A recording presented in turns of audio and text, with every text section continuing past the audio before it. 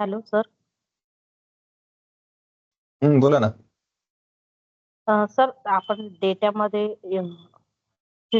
Serial number column insert करतो तेव्हा ते पूर्ण डेटा सेटला कसं सिलेक्ट करायचं असतं की पूर्ण सिरियल नंबर अप टू खालीपर्यंत जिथपर्यंत डाटा आहे तोपर्यंत ऍट वन टाइम मध्ये. ओके. काल व्हिडिओमध्ये तुम्ही फॉलो नाही केलं का त्याला?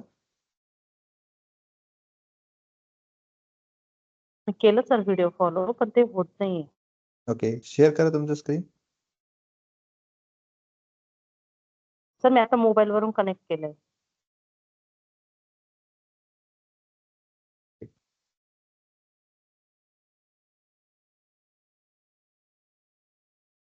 हा डेटा समजा.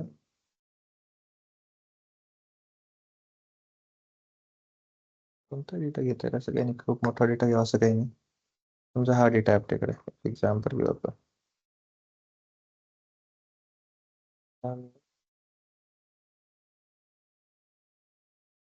इथं पेस्ट करतो for example. New column add करतो ना सर सिरियल नंबरचा फर्स्ट तिथं.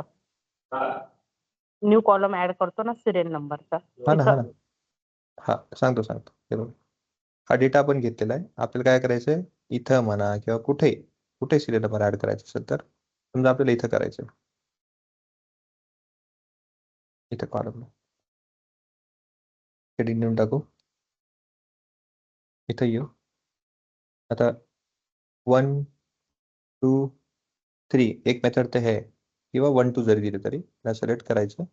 सिलेक्ट केल्यानंतर माझा जो हँडल आहे बघा, फिल हँडल, जो हा जो कर्सर आहे तो इथं येतो, काळामध्ये चेंज होतो. त्याला ड्रॅग करायचं, आपोआप येऊन जाईल. Okay.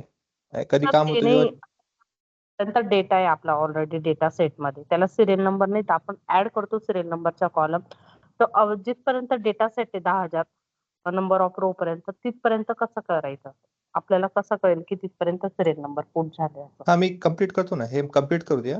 Okay, update with that also. देखो, ये एक मेथड हो गया. दूसरा मेथड है आपके पास में, ऑलरेडी सिलेक्टेड करो एक दो नंबर जो भी आपके पास में, यहाँ पे डबल क्लिक कर दो, वो अपने आप चला जाएगा. ओके.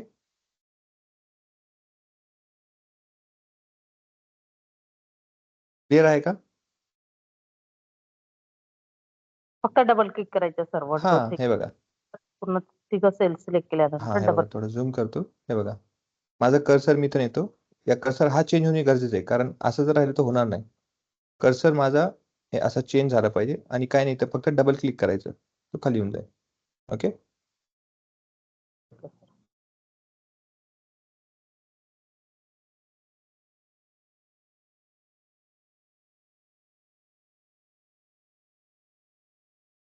सर एक्सेलच्या ते क्वार्टाईल जे फंक्शन आहे, quartile dot exclusive and inclusive, ते कॉम्पॅटिबिलिटी नाही का पाहिजे ओल्ड व्हर्जन मध्ये?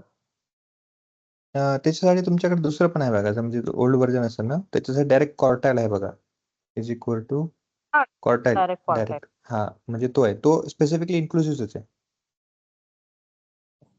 इनबिल्ट इन्क्लुसिव्ह म्हणून येस येस, इन्क्लुसिव्ह. त्याला वाटतं चेक करू शकतो आपण. समजा मी हे चेक केलं, आणि समजा हा डेटा इथून तिथपर्यंत घेतला 49 पर्यंत याला. अच्छा, किती क्वार्टर घ्यायचं आहे ना.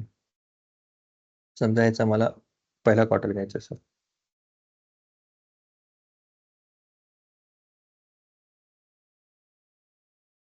29 पॉईंट आला.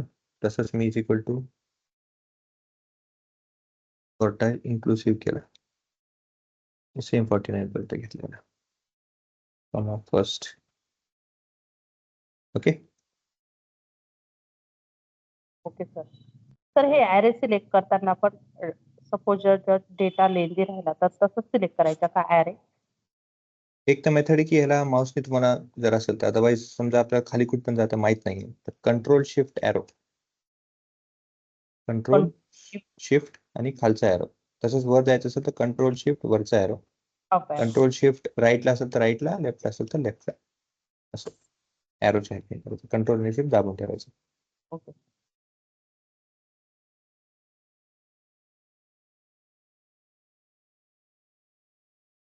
ओके.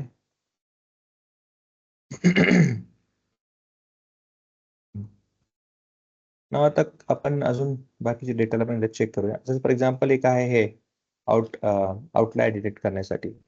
आउटलायर डिटेक्ट करण्यासाठी म्हणजे तुमच्या डेटामध्ये आउटलायर आहे का नाही, ओके, ते जर व्हॅल्यू तुम्हाला चेक करायचं किंवा आउटलायर तुम्हाला डिफाईन करायचं तर ते सुद्धा करू शकतात. आता कसं करू शकतात त्याला? फॉर एक्झाम्पल पकडा की तुमच्याकडे हा डिटेल्स आपण घेतलेला आहे. आपला जो सॅम्पल सुपर स्टोअर डेटा आहे त्याच्यातनंच घेतलेला, ओके, मी हे व्हॅल्यूज. तर हे व्हॅल्यूज तुमच्याकडे आहेत. आता काय करायचं आपण त्याला?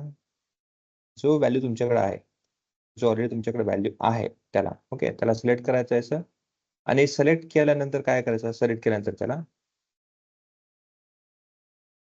इंसर्ट में रिकमेंडेड, अगेन रिकमेंडेड आपके पास चार्ट्स है तो उसमें क्लिक करना है. ऑल चार्ट्स में आपके पास में देखो ये बॉक्स और विंसर, ओके, विस्कर करके बॉक्स और विस्कर्स, इस पे क्लिक करो.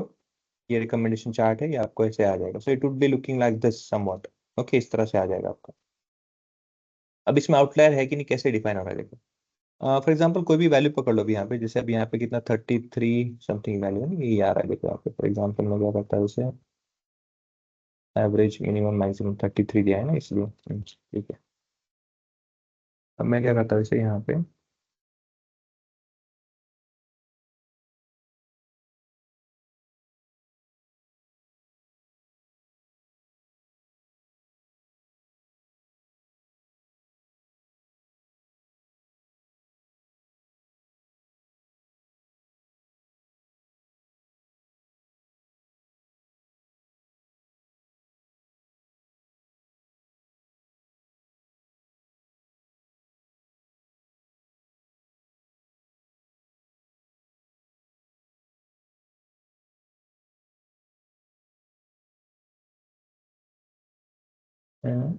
इफेक्ट नहीं आ रहा है, ठीक है.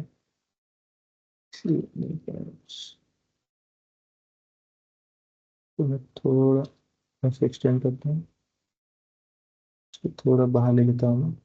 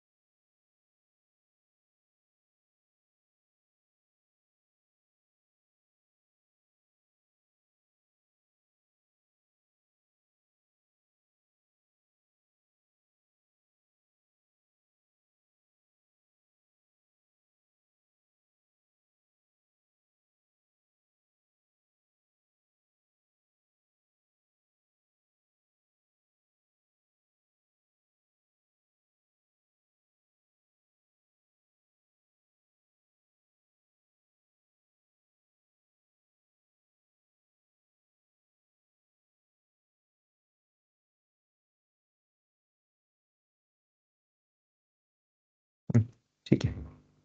Anyway, अब यहाँ पे जो ये मतलब बॉक्स प्लॉट है क्या, वो आपको बता दूं मैं. बॉक्स प्लॉट क्या है वो आपको बता देते हैं. आई थिंक मैं आपको कल जो डेटा शेयर किया था, डेटा लिस्ट में प्रोसेसिंग में स्टेप्स में ये यहाँ पे, ओके, हमने यहाँ तक तो देख लिया है जीरो बैलेंस का. यहाँ पे अभी इसके बारे में पहले पढ़ते हैं, फिर वहां पे आएंगे. बेसिकली बॉक्स प्लॉट होता क्या है, उसका यूज क्या है और वो कैसे रीड करते हैं. Let me give you that information. Again box plot है क्या? पहले box plot is a univariate, okay, box plot क्या है? यूनिवेरिएट ग्राफ है, यूनिवेरिएट ग्राफ या यूनिवेरिएट विजुअल. मतलब एक ही पर्टिकुलर किसी एक पर्टिकुलर कॉलम पे ही वर्क करेगा, मल्टीपल कॉलम पे एक साथ काम नहीं करेगा, या फिर मल्टीपल कॉलम से रेफरेंसेस नहीं लेता है. जैसे अगर आप सैलरी की बात कर रहे हो तो सैलरी कॉलम के डिटेल्स में ही या फिर सैलरी की कॉलम के रिगार्डिंग ही एक बॉक्स प्लॉट रेफर करेगा. ऐसे नहीं है सैलरी वर्सेस एज, ऐसे दो कॉलम के साथ में एक साथ यहाँ पे वर्क नहीं करता है. It may work on age और it may calculate details of salary only. एक टाइम में एक ही कॉलम को हम वर्कआउट कर सकते हैं एक टाइम में। ओके हाँ, आप मल्टीपल टाइम में एक ही बाजू करे वो डिफरेंट स्टोरी है, बट एक टाइम में एक ही कॉलम को रेफर कर सकता है। स्कैटर प्लॉट जैसा नहीं है। स्कैटर प्लॉट में क्या होता है, एक्स भी है, वाई भी है, जेड भी है। ओके ऐसे 3 वेरिएबल यूज कर सकते हैं, बट यहाँ पे क्या है, सिर्फ एक वेरिएबल पे ही हम वर्कआउट कर सकते हैं। अच्छा ऐसा क्यों? ऐसा इसलिए, जैसे फॉर एग्जाम्पल पकड़ लो सैलरी का कॉलम है। अब सैलरी कॉलम में किसी को अगर 10 लाख मिला है एज अ पैकेज, और किसी को नॉर्मली जो मिलता है वो 3 लाख, 4 लाख, 6 लाख, 3 लाख, 2 लाख, 7 लाख, 8 लाख ऐसे रेंज में होता है। सडनली किसी को 10 लाख मिल गया, मतलब क्या है, ये आउटलायर है। आउटलायर में ऐसे भी नहीं कहूंगा, 10 लाख भी ठीक है चलो। किसी को अगर 20 लाख मिल जाता है ना, तो ये क्या है, आउटलायर है। It's very rare and very let's say few scenarios there this value में अकर। सो ये क्या है, बहुत एक्सट्रीम वैल्यूज है। तो ऐसे केस में क्या होता है, आपका पूरा डेटा को वो इफेक्ट करता है। कैसे? Let me show you that also example. Excel में आता हूँ, देखो यहाँ पे एक छोटा डेटा सेट हम लेते हैं। रैंड बिटवीन में लेता हूँ मैं, लेट्स से एक वैल्यू लेते हैं 10,000 सैलरी पर मंथ, 10,000 20,000 करते हैं पर मंथ, कॉमा, और एवरेज के साथ में देखेंगे चलो 50,000 हो सकता है। That could be it. और कुछ यहाँ पे जनरेट करते हैं random values. Okay I copy this one और इसको मैं कर देता हूँ यहाँ पे एज अ वैल्यू पेस्ट। ठीक है, ये कुछ वैल्यू हमने जनरेट की है। अभी जनरेटेड वैल्यू में लेट्स से मैं एक ऐसा कोई बंदा है जिसका सैलरी लेट्स से कि 1 लाख ऐसे पार कर रहा है, लाइक दिस। अब देखो इस पूरे डेटा सेट में एक बंदा है जिसका 1 लाख क्रॉस हो रहा है, तो होगा क्या, आप एवरेज देखोगे, एवरेज वैल्यू इस डिटेल का, तो देखो ये कुछ इस तरह से आएगा 38,892। अब एवरेज वैल्यू आने का मतलब क्या है, आइडियल सिनेरियो में ये देखा जाता है कि ये जो वैल्यू है 38,000, ये हर एक सेल में अवेलेबल है, फिर हर एक सेल क्या, हर एक बंदे का वही वैल्यू है, तभी जाके तो आपका एवरेज वो आ रहा है। अच्छा ऐसा क्यों? देखो लॉजिक देखो सिंपल सा। अगर मैं यहाँ पे इसको कॉपी करता हूँ वैल्यू को, मैं यहाँ पे पेस्ट करता हूँ एज अ वैल्यू, इसको मैं क्या करता हूँ यहाँ पे सेम ऐसे करके यहाँ पे कंट्रोल डी कर देता हूँ। देखो अब इसका एवरेज नहीं करता हूँ।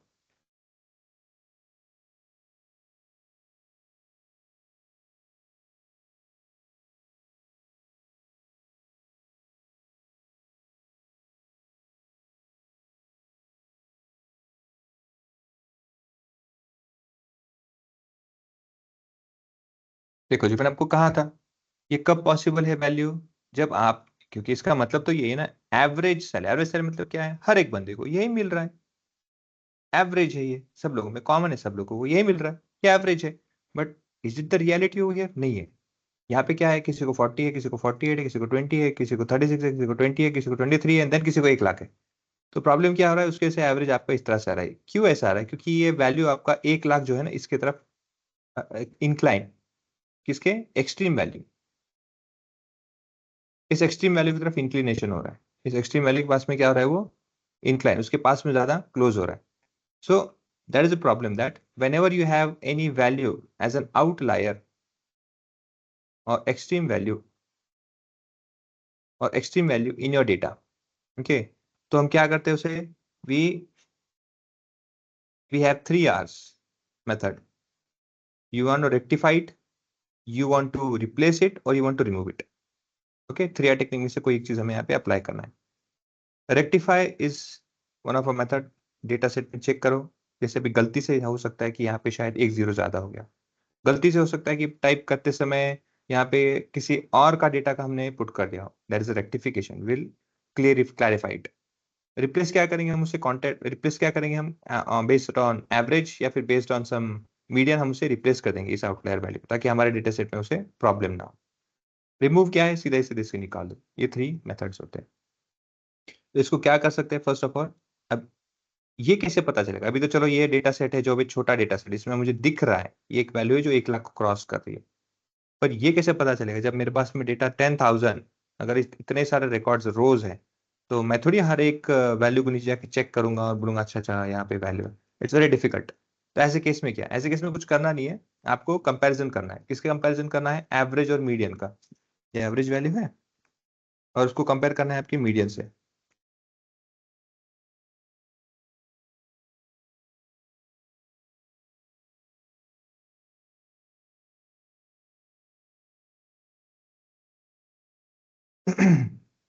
देखो, एक 36,000 है, एक 38,000 है। कितना का डिफरेंस है यहाँ पे? 2,000 का यहाँ पे डिफरेंस है।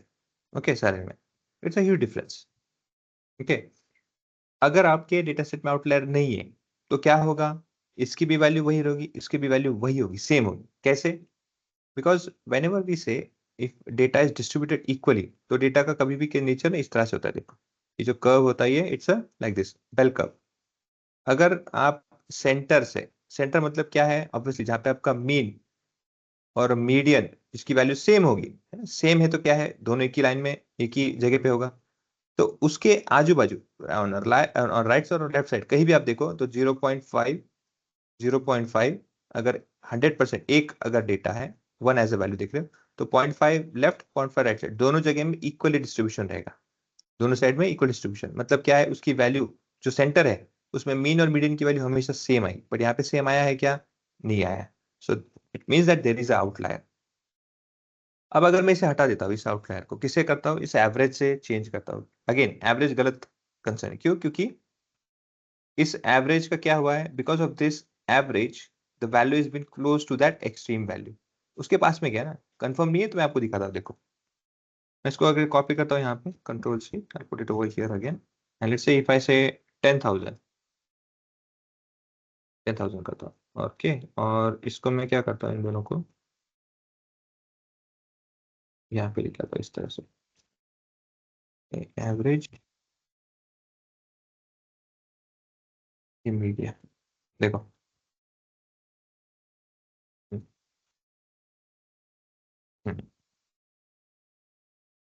ओके, देखो चेंज हो गया ना, प्रॉब्लम हो गया उसमें। ओके,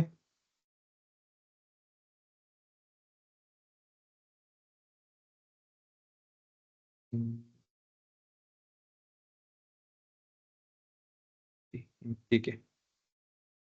अगेन आप बोलोगे तो इसमें भी तो चेंज हुआ है। हाँ ठीक है ना, इसमें चेंज हुआ है। देखो मैं आपको एक वैल्यू बताता हूँ for example. Okay, first of all तो एवरेज कैसे निकालते हैं? How we calculate average guys? Formula क्या है? Sir total number of, sir जितने भी है value, Sum total of number of observations. Value, total number of observations मतलब total sum of total observations. Total sum, हाँ, total sum of total divide divided by total number of observations. Okay, number of observations मतलब जो भी इसका addition होगा divide by 1 2 3 4 5 6 7 8 9, जो भी observation है, जो भी उसका सम है डिवाइडेड बाय 9, जो उसका आंसर आएगा वो आपका एवरेज मिलेगा। मीडियन कैसे निकालते हैं? मीडियन मीडियन रैंड मतलब जैसे अगर इवन होगा तो बीच वाले दो लेंगे, ऑड होगा तो डायरेक्टली निकल जाएगा, ऑड होगा तो सेंटर पॉइंट निकल जाएगा, बीच वाले दो होंगे तो उसका डिवाइडेड बाय n करेंगे। और ओके, सो अभी जैसे ये वैल्यू है, ओके, जैसे आपकी वैल्यू है, तो अभी कितना है? देखो ये 9 है, तो 9 में 9 से सर पहले सॉर्ट करना पड़ेगा उसके बाद होगा। एग्जैक्टली सॉर्टिंग, ये नहीं बोलना। Okay, sorting is very much important, क्योंकि median as a middle value है ना, तो सॉर्ट करते फिर ही होगा। ओके, सॉर्ट नहीं करोगे तो प्रॉब्लम होगा। So if you sort the data, टू लोग कोई भी स्मॉलेस्ट से लार्जेस्ट करो या लार्जेस्ट स्मॉलेस्ट, एनीवे चलेगा कोई भी। ओके, अभी 9 डेटा है ना, तो 9 मतलब क्या है? देखो 1 2 3 4 5, 5 1 2 3 4 मतलब 4 नीचे है 4 ऊपर है, ये सेंटर वाला है। तो ये आ गया बेटे, देखो एग्जैक्ट वैल्यू आपको यहाँ पे मिलेगा मीडियन। ओके, नाउ मीडियन और एवरेज में डिफरेंस क्या है? देखो, अब जैसे फॉर एग्जांपल पकड़ लो, ये आपके इसमें सबसे ज्यादा है ना, हाईएस्ट वैल्यू है। अब इस वैल्यू को ना मैं अगर 1 लाख से भी रिप्लेस करता हूँ फॉर एग्जांपल,